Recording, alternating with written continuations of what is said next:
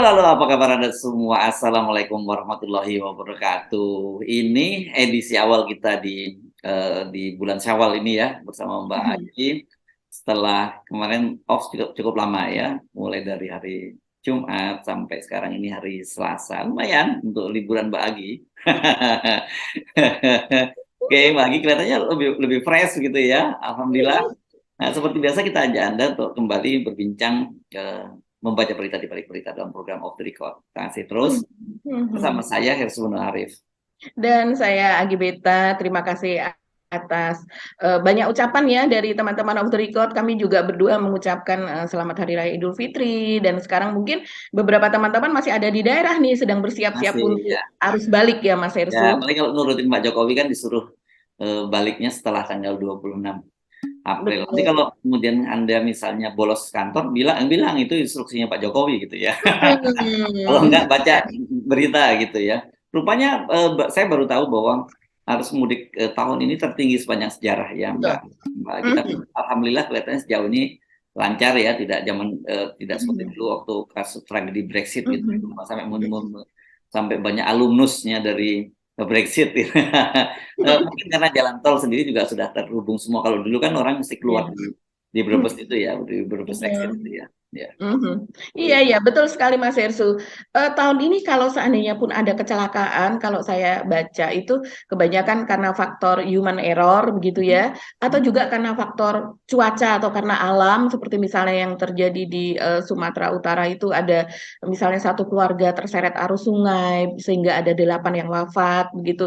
Dan di berbagai tempat itu sepertinya banyak karena faktor apa misalnya kecelakaan tunggal seperti itu karena capek dan sebagainya begitu Mas Hersu. Jadi bukan karena kalau dulu kan memang horor di Brexit gitu ya. Tapi memang saat ini kalau seandainya Pak Jokowi menginstruksikan seperti itu, sepertinya itu memang lebih baik sih apa isi instruksi Pak Jokowi. Jadi supaya tapi lebih baik kalau seandainya itu disambut oleh kementerian, oleh lembaga itu sebagai apa ya mereka langsung membuat mekanismenya begitu. Jadi supaya Ya, ya. cuti itu bisa langsung by online, by telepon atau bagaimana karena memang ini kan daripada terjadi horor di tengah apa perjalanan arus balik Ya, ya, begitu. ya.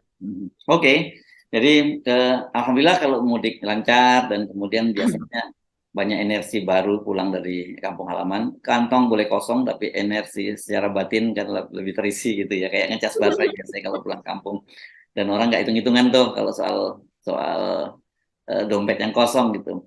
Mari kita mulai masuk ke beberapa topik yang saya kira Mhm. cukup ramai. Kalau hari-hari ini saya kira sejak kemarin yang paling heboh itu sejak tanggal ini sekarang tanggal 25. Jadi sejak tanggal 23 kemarin ya ada soal Mhm. peneliti BRAIN yang marah-marah di medsos dan mengancam akan membunuh orang orang Mhm. Muhammadiyah satu persatu gitu ya. Itu Mhm. memang sekarang masih heboh meskipun dia minta maaf, tapi kelihatan ini masih akan kisahnya masih akan berlanjut. Ada juga misalnya Lampung ternyata sekarang ini lagi jadi fokus perhatian dari media sosial ya setelah muncul kasusnya ibu kepala dinas yang kemarin Mhm. ketika di wartawan dia kabur gitu beritanya kan gitu Mhm. ya gitu ya dia Ya, coba ditanya betul. oleh wartawan dia kabur. Nah sekarang yang Mhm. muncul ini, nah ini yang menarik juga. Iya, ini disebutnya sipir gitu ya, gayanya juga luar biasa nih sipir nih karena rumahnya mewah, kalau terbang dia kalau umroh pakai kelas Iya. bisnis, pakai Harley Davidson dan sebagainya. Saya lagi mikir dari mana ya kasusnya kayak di Lampung ini bisa kalau seorang sipir bisa dapat sekaya itu. Kalau dia sipir di Sukamiskin kita masuk akal ya karena urusannya kan pada koruptor dan itu kelas kakap semua yang main Mhm. Sukamiskin. Iya. Tapi ini di Mhm. Lampung kok bisa gaya hidupnya seperti itu? Jangan-jangan dia anak sultan yang kerja jadi sipir gitu ya. Ya. Iya Mas Ersu, jadi ini ceritanya kan mencuat setelah dibongkar oleh akun partai Sokmed begitu ya, yang seperti biasalah dia seperti akun-akun yang lain gitu yang suka mengungkap gitu kejadian-kejadian yang luar biasa yang dilakukan oleh para ASN gitu, pejabat, istri pejabat dan keluarganya begitu. Jadi ini sekitar 2 hari ini ramai sekali sih Mas Ersu di Twitter begitu begitu. Dan biasanya ini kan terjadi pada istri ya, istri, anak-anak begitu. Nah, ini oleh si pelakunya sendiri gitu, si ASN-nya sendiri, dan kebetulan jabatannya hanya sipir begitu. Kalau seandainya mungkin ini adalah kepala penjara begitu, orang masih oh ya mafhum gitu ya. Nah, tapi ini oleh seorang sipir yang kita tahu lah, untuk menjadi seorang sipir mungkin secara pendidikan juga SMA saja juga bisa ya, Mas Erso Ya, juga ya bisa. ada. Memang kalau yang untuk yang pejabat-pejabatnya tuh lulusan akademi ya, dia. Betul, iya. Nah, yang karena harus ada mereka juga sebagai penentu kebijakan misalnya. Tapi kalau sipir itu kan memang benar petugas yang ada di lapangan. Walaupun dia sudah katanya sudah 12 tahun bekerja di Lembaga Pemasyarakatan Raja Basa Lampung, tapi tetap saja kalau diungkap gajinya itu hanya sekitar 3 sampai 5 juta. Dan kemudian ya kita tahu dengan levelnya gitu mungkin seperti Tukin dan sebagainya juga tidak terlalu besar gitu, Mas Yersu.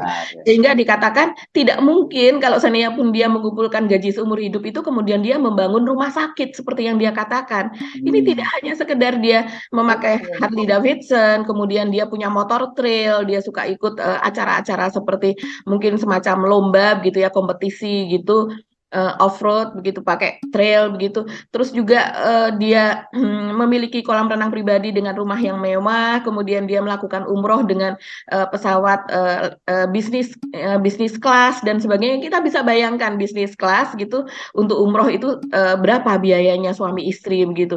Nah, ini yang dirasa sangat-sangat tidak wajar begitu, Mas Hersu, karena dengan profilnya ya, profil kalau seandainya memang dia anak misalnya ya seperti katakan Mas Hersu, anak sultan katakanlah, anak pejabat, anak katakanlah memang sudah old money kalau istilahnya anak-anak sekarang gitu ya, memang dari keluarga udah ini, itu mungkin sudah terjawab begitu. Maksudnya memang sudah sebelum jadi sopir itu ada jejaknya, memang dia anak dari anak sultan. Tapi ini kan tidak ada sampai sekarang. Makanya ini yang Ya, dan membuat saya jarang sekali ada anak sultan yang masuk jadi sipir, itu menurut saya jarang itu terjadi.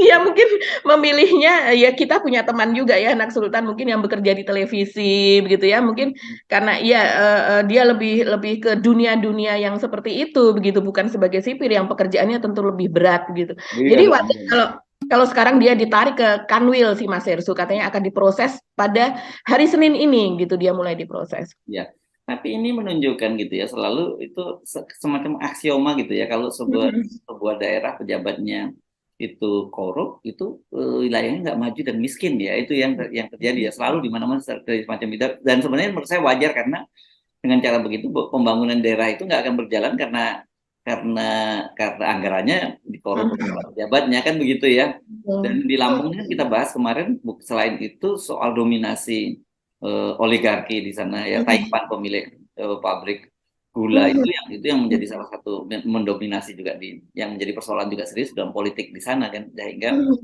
politik itu betul-betul dikendalikan oleh beberapa, cuman segelintir orang saja. Pejabat-pejabat itu hanya bagian dari boneka para Taipan pemilik modal ini kan di sana, mulai dari bupati, mulai dari gubernur sampai bupatinya gitu. Tapi kalau seandainya nih, Mas Hersu, ada satu sipir yang seperti ini terungkap gitu ya, gaya hidupnya hedon dan dia tidak wajar gitu, tidak sesuai dengan profilnya dia seharusnya. Kenapa ini hanya sipir saja? Kenapa tidak kepala lapasnya juga? Karena biasanya kalau terjadi, misalnya terjadi korup atau terjadi suap begitu ya dalam kesehariannya, itu pasti atas pengetahuan kepala lapas juga dalam hal ini, Ya, Mas. dia nggak mungkin main sendirian lah gitu ya. Iya, betul. Ini kan satu tim biasanya ya. Ya, makanya kita tunggu saja seperti apa perkembangannya. Tapi semakin hari semakin banyak ya, dan artinya gini loh, Iya. ini kan yang terungkap saja, yang tidak terungkap kan juga banyak kan gitu. Dan lucunya, tapi mereka ini rata-rata senang pamer ya, orang-orang ini ya. Kalau yang mendapatkan harta hanya dengan easy money itu dia pamerkan. Sebelumnya kita sempat mundur sebulan yang lalu kan juga ramai yang pejabat Departemen Hubungan Kementerian Perhubungan Laut itu ya. Tapi memang itu kita ada hubungannya masuk sih, karena dia adalah pejabat pembuat komitmen gitu. Jadi bendahara kalau ada proyek-proyek di perhubungan laut itu dia yang mencairkan. Agak masuk akal itu ya. Itu maksudnya masuk akal itu bukan wajar, tapi artinya sumber duitnya jelas. Nah, gitu. Kalau ini sipir ini kan kita bingung kan gitu. Makanya sekali lagi, kalau sipirnya lu suka miskin, mungkin kita namanya aja suka miskin, padahal di situ orang kaya-kaya semua yang tinggal di situ kan, gitu. Koruptor mas kakap semua ada di situ kan gitu ya Mbak ya. Ini memang agak unik, ini agak ada aneh gitu menurut saya. Tapi tetap saja itu menunjukkan betapa gila memang kehidupan Iya. kita itu. Dan kalau kita terus lebih dalam lagi itu semua udah seluruh sektor kelihatannya terjadi hal semacam itu gitu itu. Di daerah-daerah itu memang yang paling paling keren itu kalau di daerah itu kebanyakan juga ASN memang bukan. Betul. Ya ada Mhm. pengusaha itu juga banyak kan pengusahanya juga pasti berkaitan dengan proyek-proyek di pemerintahan gitu itu ya Iya. rata-rata kalau di daerah kebanyakan gitu. Mhm. Iya, iya, Mas Hersu. Dan kemudian kita sih berharap ini KPK juga berjalan ya, walaupun untuk levelnya ini bukan level pejabat. Masih Tapi masih ngarepin KPK nih. iya, tapi KPK janji loh itu untuk Ibu Kepala Dinas Kesehatan Lampung kan katanya sesudah Lebaran ini juga akan diperiksa begitu ya. Dan kemudian apa kita berharap ya tentunya ada kelanjutan begitu. Karena kalau seandainya itu hanya rame-rame di medsos tapi kemudian di offline-nya apa di kenyataannya di dunia nyatanya itu tidak dilakukan itu kan sepertinya hanya apa ya Banyak Mas kan Hersu begitu Mbak rata-rata janji-janji. ya. Banyak kan begitu kan rata-rata kan kayak no justice, no viral no justice. Ya, tapi Mhm. biasanya kadang-kadang terus dilokalisir persoalannya Iya. tertentu Mhm. saja karena memang udah semua sektor dari semacam itu. Jadi ya begitulah realitasnya. Ini memang pepatah bukan pepatah ya idiom yang disebutkan Mhm. Cicero ya filsuf dari Betul. zaman Romawi bahwa ikan tuh membusuk dari kepala ya ini udah sampai ke ekor-ekornya ini busuknya yang terjadi.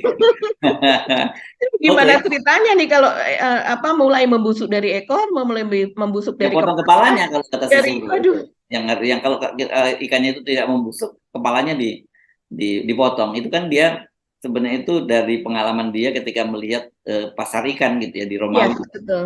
di Mhm. Roma gitu ya, lihat pasar ikan di Roma dan dia lihat rupanya para pedagang itu pada memotong kepala kepala ikannya itu. Kenapa? Ditanya karena ya, kalau kepalanya nggak dipotong jadi membusuk maka akan menular ke bawah gitu. Itu jadi kemudian muncul itu dan itu jadi semacam term politik yang kaitannya dengan korupsi dan pemerintahan gitu ya. Iya, karena Oke. memang ikan itu Mas Hersu, kalau saya sebagai ibu-ibu, kalau hendak membeli ikan itu kan pasti kita lihat insangnya.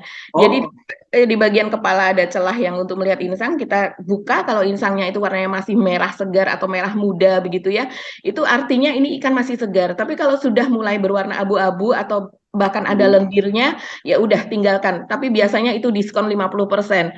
Kemudian kita lihat kalau bagian bawahnya itu Kalau di kita masih nggak bisa ya, pejabatnya kita diskon 50% diobral pejabat kita.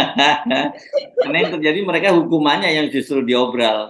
iya. Kalau mereka yang ditangkap hukumannya mesti ringan. Oke, kita sekarang pindah sedikit nanti sebelum kita ngomongin soal politik juga. Ya ada yang terbus yang agak heran ini menarik ya karena kemarin kita kan sebenarnya kemarin ribut-ribut soal bagaimana Muhammadiyah dilarang sholat di Oh mana ya. di Pekalongan dan Sukabumi dan seperti kita ketahui bahwa kalau di Pekalongan itu memang dia kader PDIP gitu ya. Orang Ya. akan menjadi makfum kalau dia melakukan itu walaupun ketika dilihat Mhm. sekolahnya ternyata itu sekolahnya sejak SD sampai perguruan tingginya sekolah Islam semua gitu. Itu keluarga santri juga gitu, Mbak. Ya, jadi tapi yang agak aneh memang di Sukabumi kan Sukabumi itu kader PKS yang Mhm. wali kotanya dan kemudian dia juga pernah sekolahnya SMA-nya SMA Muhammadiyah gitu. Ya. Ya, ini memang agak aneh dan yang terjadi sekarang ini ternyata terulang lagi ya Mbak ya kasusnya si Andi Ya. Pangerang nih ya namanya Andi Pangerang Hasanuddin ini kalau Mhm. lihat namanya Mhm. nih nah ini baru orang sana nih karena N-nya kan Eng jadinya bukan bukan Iya. bukan Pangeran jadi Andi Pangerang Hasanuddin banyak yang nyebut Andi Pangerang tapi kalau saya lihat katanya ya ini benar Andi Pangerang Hasanuddin ya Mbak ya. Mhm, iya, Andi Pangerang gitu pakai NG, Eng Ya, gitu, Hasanuddin. Dan kalau kita melihat ini sejauh ini kita taunya dia dari Jombang ya, dari Jawa ya, Timur. ya karena alamat rumahnya di sana gitu ya. Betul, tapi apakah orang tuanya, apakah dari Sulawesi Selatan kemudian menikah dengan orang Jombang, Jawa Timur, kita masih belum tahu. Tapi kalau seandainya kita melihat lagi postingan, jadi gara-gara dia apa mengancam membunuh begitu apa orang Muhammadiyah begitu, akhirnya di-spill, akhirnya dikorek Mas Ersu. Ini yang namanya netizen itu kan ahli korek begitu ya. Sampai 10 tahun yang lalu, sampai beberapa tahun yang lalu itu dikorek dan akhirnya terungkaplah begitu beberapa percakapan dia di masa lalu. Antara lain pada percakapan pada 10 Mei 2016 di media sosialnya, dia memakai nama Andi P. Hasanuddin begitu ya. Dia menuliskan catatan seperti ini. tepat 8.400 hari yang lalu di Rumah Sakit Muhammadiyah Jaksel, aku dilahirkan di dunia ini. Kini jatah umurku bla bla bla bla gitu ya. Terus kemudian di bawahnya dia membalas ucapan temannya, rupanya temannya namanya Caheliah gitu, @Caheliah. Kemudian dia membalas seperti ini, Caheliah, dulu SD lu di mana, Cak? Gue di Muhammadiyah 5. Jadi artinya Nah, lahir di Rumah Sakit Muhammadiyah dan SD-nya di Muhammadiyah juga oh, jadi rupanya. ini mirip-mirip yang wali kota Sukabumi juga ya, meskipun ini sampai lahirnya pun di rumah sakit Muhammadiyah gitu ya. Dan makanya kalau Anak di Muhammadiyah ini sebenarnya, sebetulnya. kelihatannya begitu ya, karena lahirnya di rumah sakit Muhammadiyah, kemudian sekolahnya juga di Muhammadiyah kan begitu ya. Makanya kok dia nyebut-nyebut soal amal usaha Muhammadiyah, soal pendidikan rumah sakit, dia kelihatannya fasih banget gitu ya. Ini Iya, si iya betul. yang di Hasanuddin ini, yang di Pangerang Hasanuddin ini menarik ini. Jadi ternyata sekolahnya di Muhammadiyah, jadi ke apa ya? Kalau ininya ke Muhammadiyahannya berarti dia dulu suka bolos nih ketika ada pendidikan di Muhammadiyah. Saya tahu karena saya juga pernah sekolah di Muhammadiyah. Jadi ada pelajaran khusus namanya kemuhammadiyahan gitu ya di situ. Iya. Iya Mas Ersu, jadi rupanya dia dia fase soal Muhammadiyah itu adalah apa organisasi yang besar lewat apa Hmm. kesehatannya begitu ya pendidikannya ini karena dia memang pernah mencicipi Ya, apa yang ini disediakan oleh Muhammadiyah yaitu rumah sakit dan juga ini pendidikannya begitu. ya, ya. Kok Unik. aneh ya, nggak berbekas sama sekali kan orang. Ini contoh aja kepada saya pribadi itu. Saya memang lahir dari keluarga NU, besar dari keluarga NU di Jawa Timur kan, memang keluarga NU, dan kemudian saya sekolahnya di Muhammadiyah, dan itu membuat saya jadi lebih bisa memahami cara berpikir teman-teman NU, cara berpikir Muhammadiyah, dan kemudian saya tidak mau terlibat dalam dikotomi antara NU dan Muhammadiyah. Ini kok bisa seperti itu gitu jadi. Bingung gitu ya.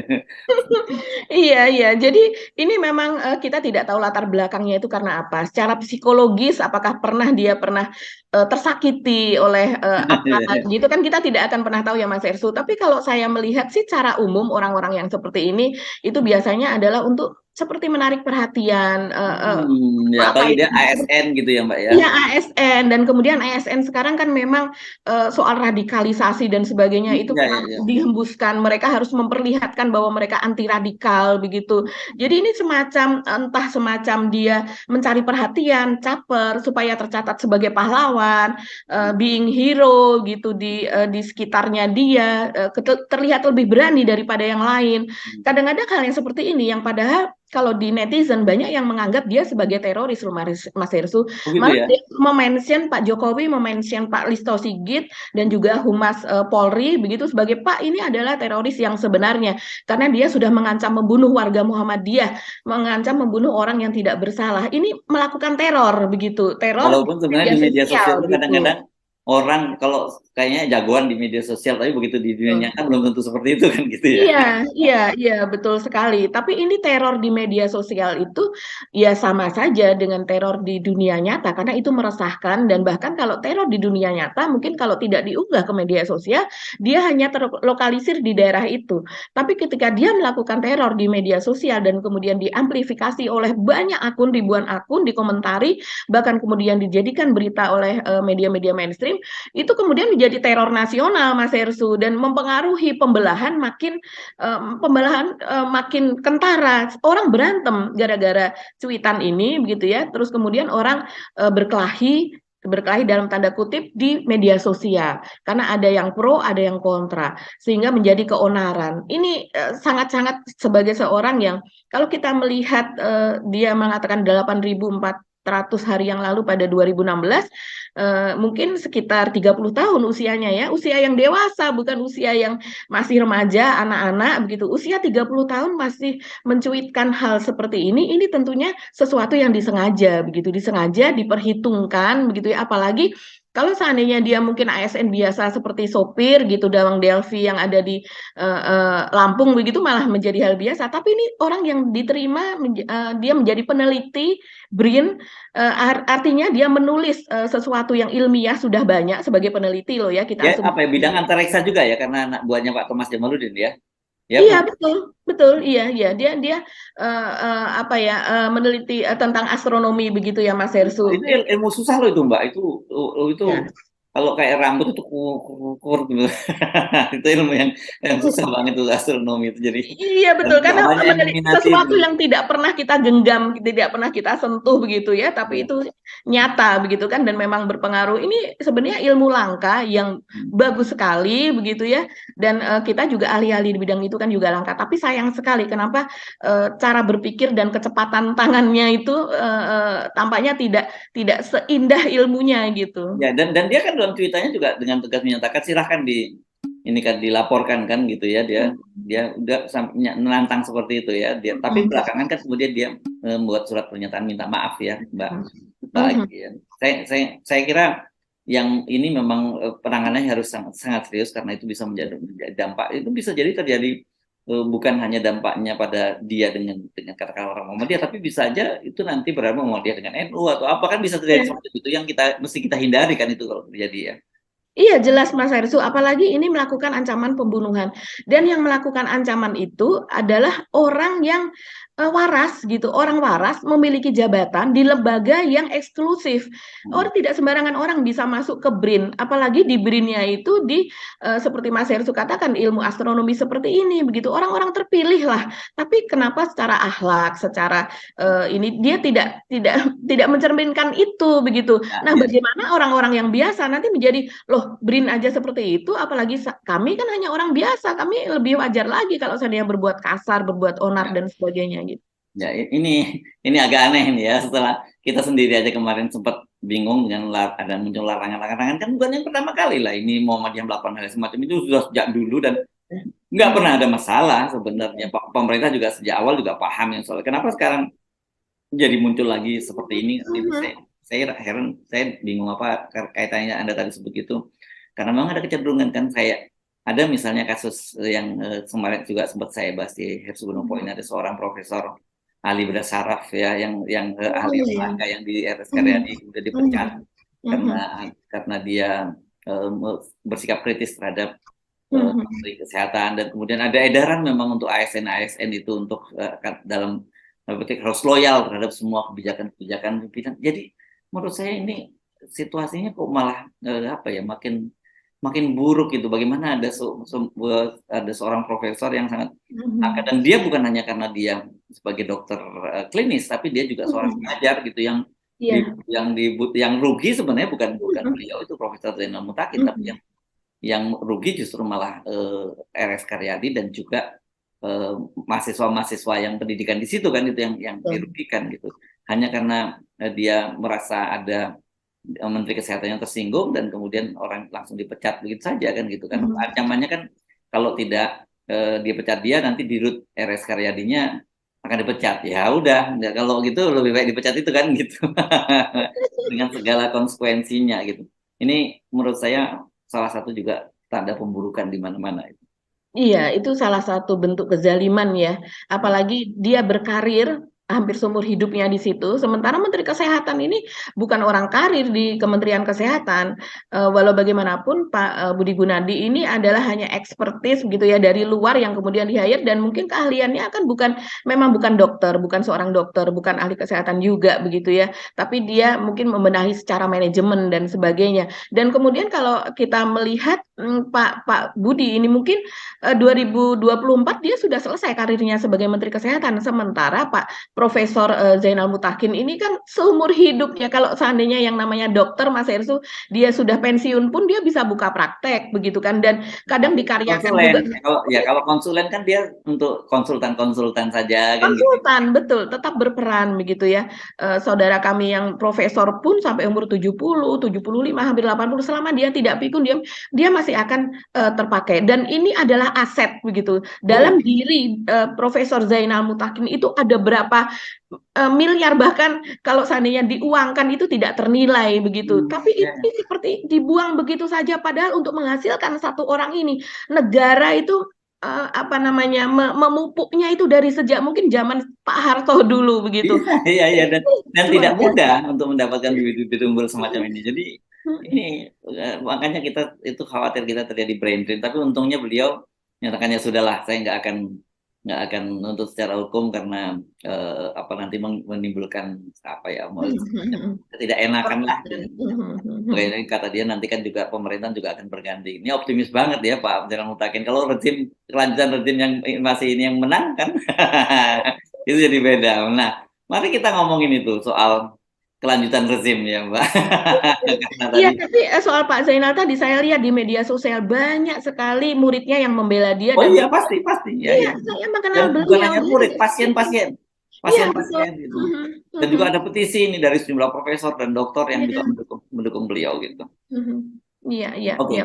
nah kita sekarang ngomongin rezim nih. Kemarin Mbak Agi lagi off gitu ya. Mhm, Itu kan terjadi peristiwa yang sangat menarik ya, bagaimana Bu Megawati mengumumkan tadi mhm, Pak Ganjar Pranowo akhirnya jadi presiden gitu. Dan mhm, sekarang ini sedang viral ada tulisan dari mantan Wakil Menteri Hukum dan HAM yang sekarang mhm, aktif sebagai pengacara dan dosen, Denny Indrayana. Dia bercerita mhm, bagaimana ada 10 skenario Pak Jokowi yang intinya itu artinya bahwa yang memang yang didukung oleh Pak Jokowi itu adalah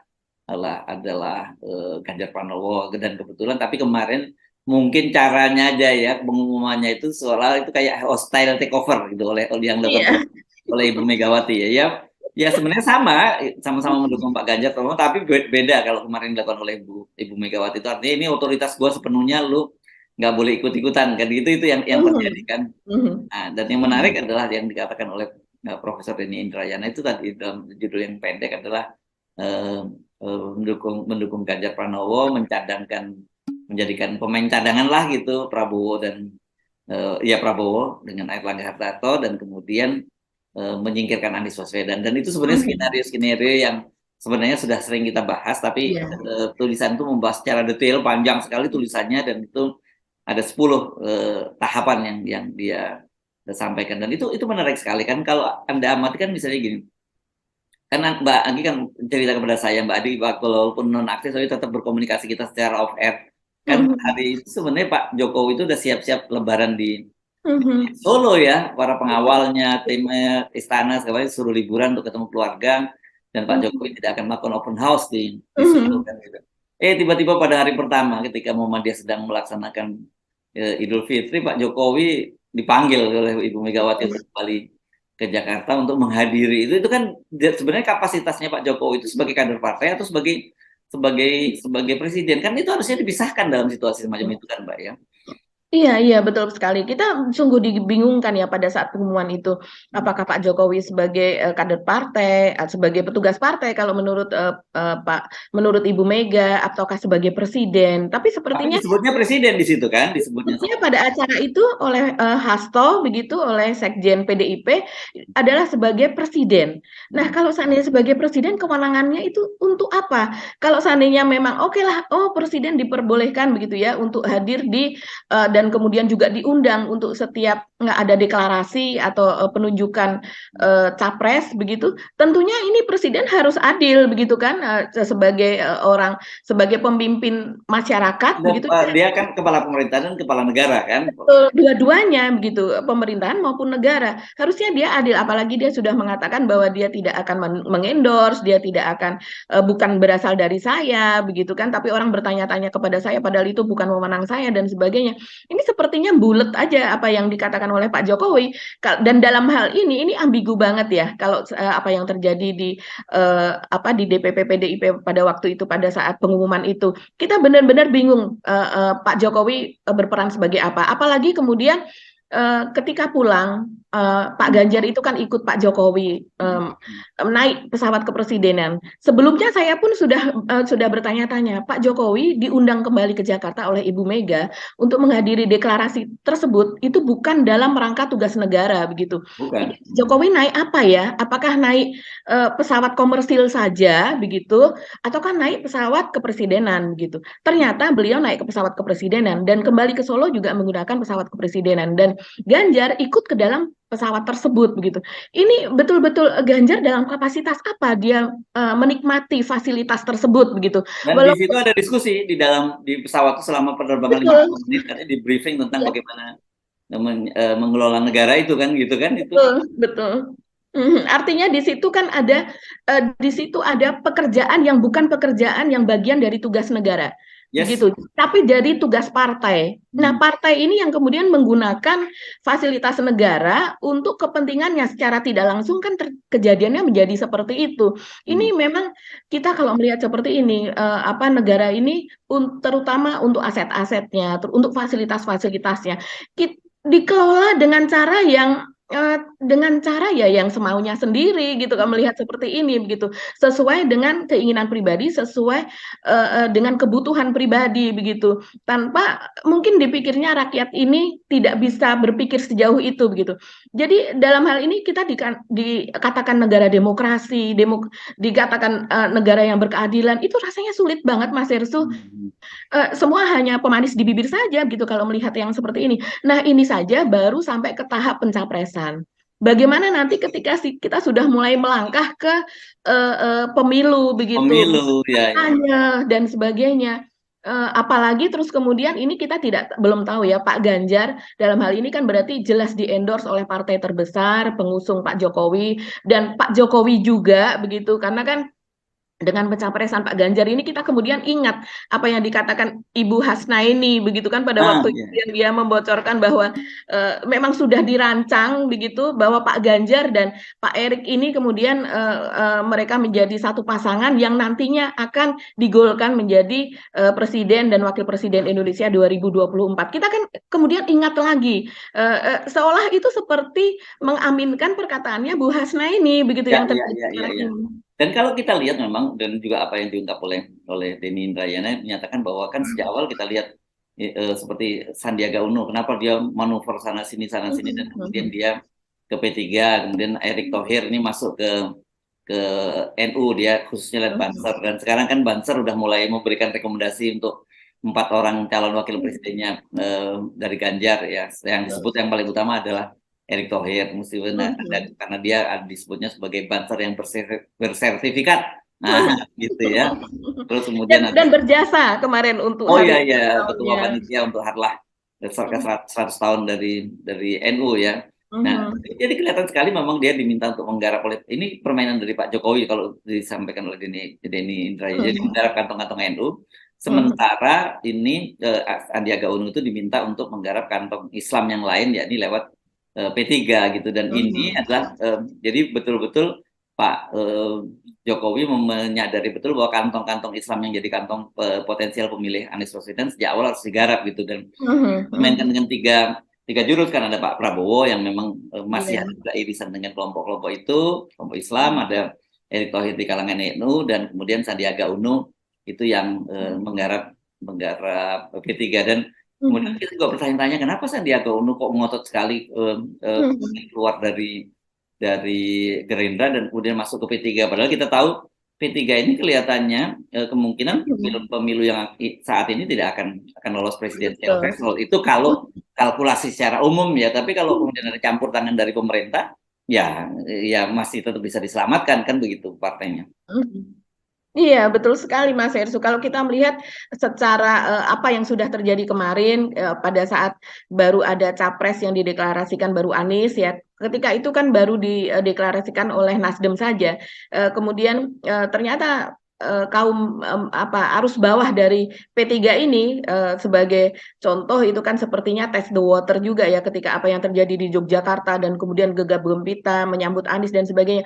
Jadi kita bisa melihat bahwa arus bawah dan kemudian di tingkat elit di tingkat tinggi atasnya pengurus P3 ini kan sepertinya memang berbeda begitu ya berbeda pilihan begitu. Nah, ini kan kita bisa melihat bahwa P3 ini menuju ke untuk saat ini apalagi persaingan partai baru begitu ketat ada Perindo dan sebagainya. Ini kita melihat P3 kan makin lama makin tergerus.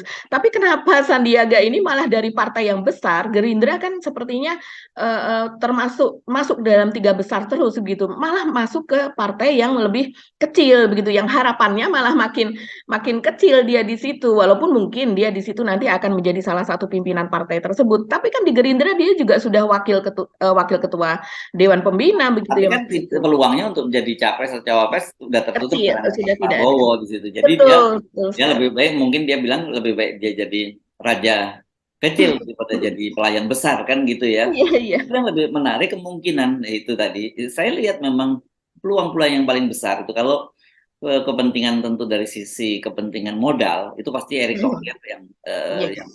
yang paling Tepat. jadi prioritas paling kuat. Kemudian ada setelah itu Sandiaga Uno. Sementara Pak Mahfud MD ini hanya modalnya elektoral saja lah gitu ya. Saya kira di situ. Jadi ini memang cukup menarik kalau kemudian seperti yang disampaikan oleh Denny Indrayana, kalau dia lihat bahwa yang paling mungkin itu katanya Ganjar Pranowo dengan Sandiaga Uno. Meskipun kita selalu bilang Sandiaga Uno kan basis Islamnya juga nggak kuat-kuat amat lah kan gitu ya. Apalagi kalau dia berharap dari P3 kan, P3 ini sekarang ini kan gerbong kosong sebenarnya itu ya. Tapi mungkin bagi PDIP itu menarik, tetap saja dia akan punya partner koalisi dan kemudian ada secara finansial akan yang support.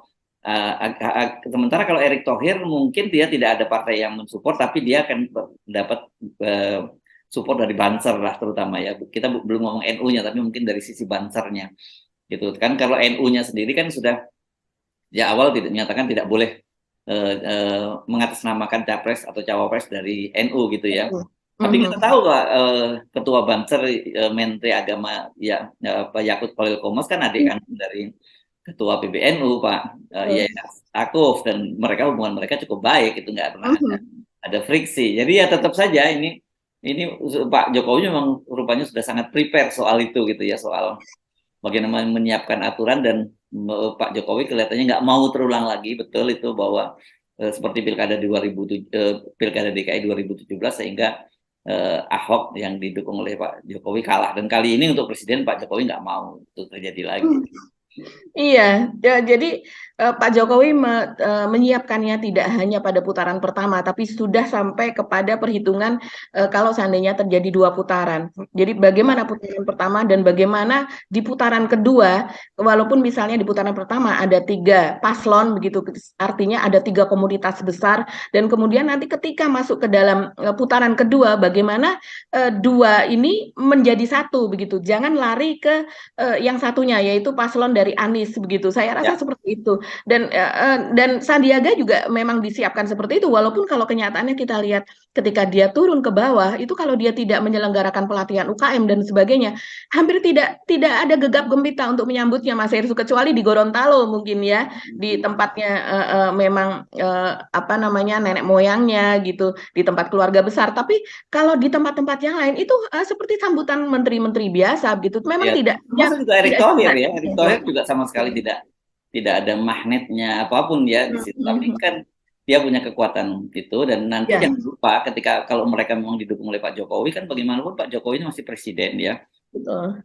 Disebut sebagai bebek lumpuh atau apapun, Pak Jokowi masih bisa mengerahkan sumber daya pemerintahan itu, baik dari penegak hukum, dari mana Pak Jokowi masih penangan itu. Jadi nggak berlebihan kalau Anies Baswedan menyatakan bahwa dia mengingatkan pada para relawannya ini menghadapi lawan-lawan yang sangat berat gitu ya, karena dia sadar bahwa bukan hanya soal kekuatan finansial, kekuatan modal, tapi kekuatan seluruh infrastruktur pemerintahan itu bisa melawan Anies Baswedan. Jadi Anies Baswedan kalau berhadapan dengan mereka, kalau cuma menang-menang tipis saja suaranya nggak akan menang mereka. Dia harus menang telak kalau dia harus mau menang pilpres. Nah, tapi kan Anies Baswedan sendiri seperti kita bahas, dia suka dibayang-bayangi itu kemungkinan permainan di KPK dan juga permainan di Mahkamah Agung kan. Ya, seperti dikatakan oleh Denny Indrayana juga banyak di Mahkamah Agung, udah banyak yang disandra oleh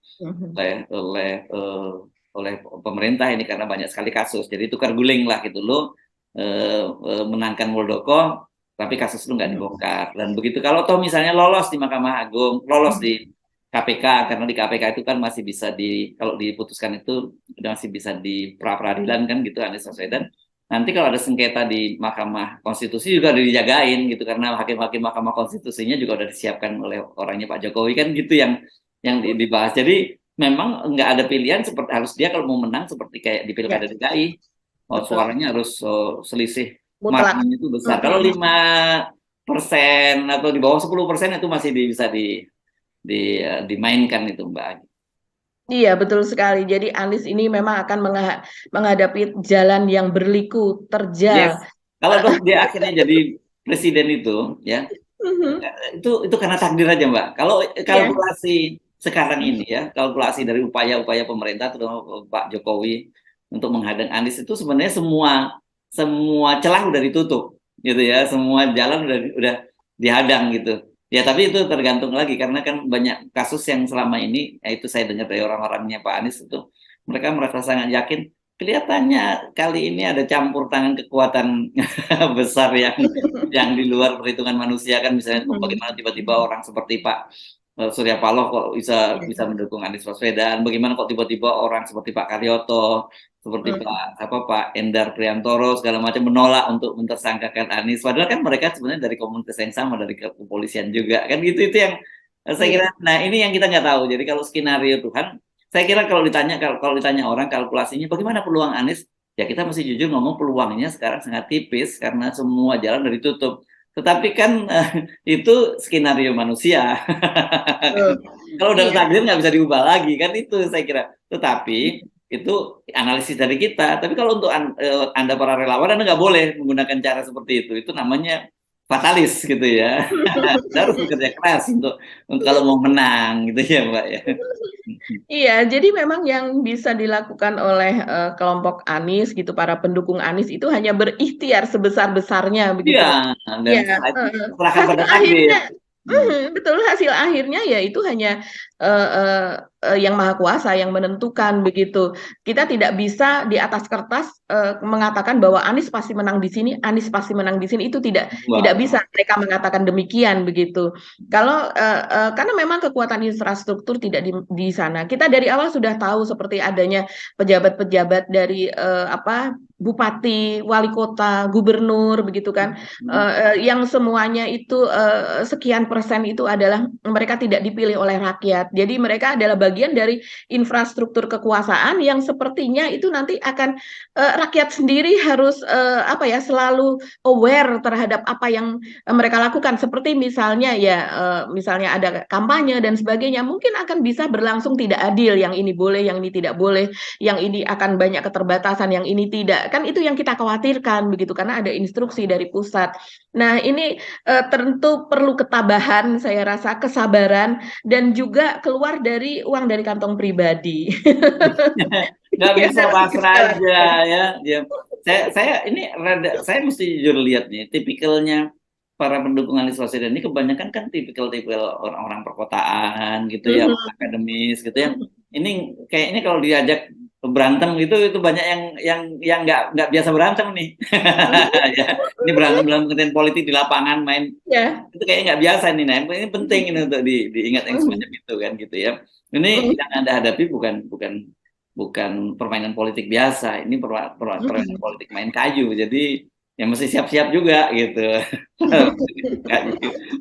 Itu saya kira semua semua orang juga paham lah soal itu ya, Mbak. Jadi dan sekali lagi nggak boleh ya menyerahkan pada nasib. Kalau Anda mau akan perubahan, ya Anda harus berjuang.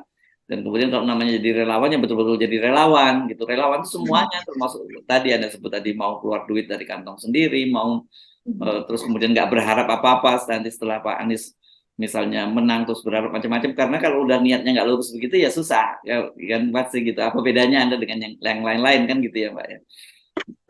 Iya betul, karena Anies ini apa ya, dia bukan dari keluarga konglomerat begitu, dia tidak memiliki bekal pribadi yang cukup begitu kan, dan kemudian dia jaringannya juga bukan jaringan oligarki, bukan jaringan taipan begitu, dia lebih banyak kepada jaringan mungkin teman-teman di kalangan pendidikan begitu kan, terus kemudian juga LSM dan sebagainya. Nah, yang menarik untuk 2024 ini, kalau dulu kita bisa melihat banyak LSM dari bidang hukum, lingkungan, pertambangan dan sebagainya, itu sepertinya mendukung Pak Jokowi begitu ya dulu. Tapi untuk saat ini kita bisa melihat bagaimana kepada melawan jaringan advokasi tambang, seperti misalnya, dan mereka yang bergerak di lapangan itu Mas Hersu, banyak sekali yang menentang proyek-proyek dari Pak Jokowi yang dirasa merusak lingkungan, terutama seperti misalnya food estate yang gagal.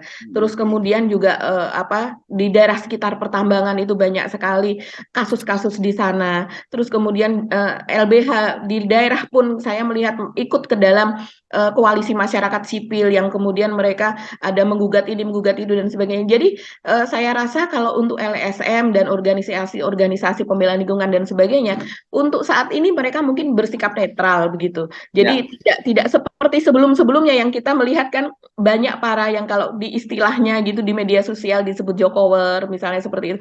Saat ini sepertinya tidak seperti itu lagi, gitu. Apalagi setelah adanya kasus Wadas di mana Pak Ganjar itu di situ betul-betul namanya terpuruk begitu ya pada kejadian Wadas.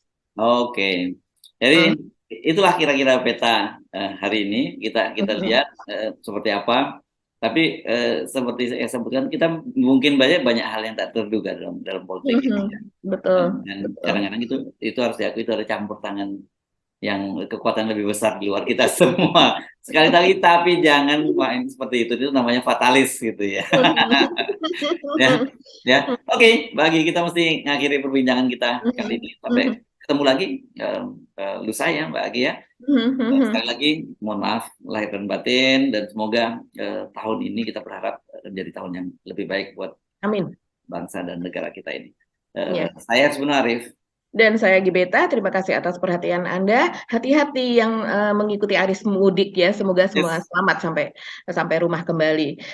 Tetap salam 0%. Wassalamualaikum warahmatullahi wabarakatuh. Waalaikumsalam warahmatullahi wabarakatuh.